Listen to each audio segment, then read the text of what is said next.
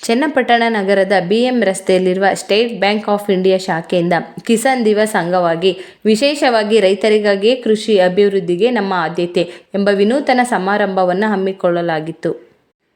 ರೈತರ ಹಿತದೃಷ್ಟಿಯಲ್ಲಿಟ್ಟುಕೊಂಡು ನಗರದ BM ರಸ್ತೆಯಲ್ಲಿರುವ ಸ್ಟೇಟ್ ಬ್ಯಾಂಕ್ ಆಫ್ ಇಂಡಿಯಾ ಶಾಖೆ ವತಿಯಿಂದ ಕಿಸಾನ್ ದಿವಸ್ ಅಂಗವಾಗಿ ವಿಶೇಷವಾಗಿ ರೈತರಿಗಾಗಿಯೇ ಕೃಷಿ ಅಭಿವೃದ್ಧಿಗೆ ನಮ್ಮ ಆದ್ಯತೆ ಎಂಬ ವಿನೂತನ ಸಮಾರಂಭವನ್ನು ಹಮ್ಮಿಕೊಳ್ಳಲಾಗಿತ್ತು. ಕಾರ್ಯಕ್ರಮಕ್ಕೆ ಪ್ರಾದೇಶಿಕ ವ್ಯವಸ್ಥಾಪಕರಾದ ಬಿಪಿನ್ ಬಿಹಾರ್ ಶಾಹು ಚಾಲನೆ ಕೊಟ್ಟರು. ಈ ಸಂದರ್ಭದಲ್ಲಿ ಮಾತನಾಡಿದ ಅವರು, ರೈತರ ಶ್ರೇಯೋಭಿವೃದ್ಧಿಗಾಗಿ ನಮ್ಮ ಬ್ಯಾಂಕ್ ಕಡೆಯಿಂದ ಅನೇಕ ಯೋಜನೆಗಳನ್ನು ರೂಪಿಸಲಾಗಿದೆ.